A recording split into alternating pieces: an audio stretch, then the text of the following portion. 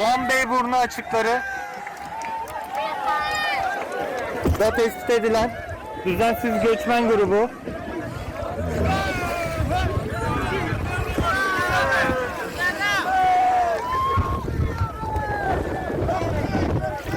Türkçe bilen var mı? Türkçe bilen var mı? Tamam. Kaç kişisiniz? Kaç kişisiniz? 150 kişi mi var burada? Tamam.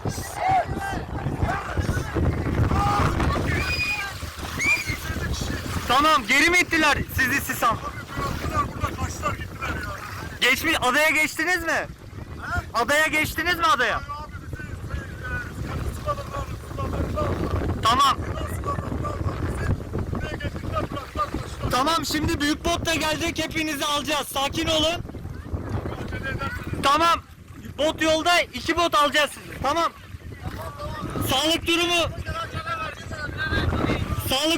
herkesin iyi mi? Sağlık durumu kötü olan yok değil mi?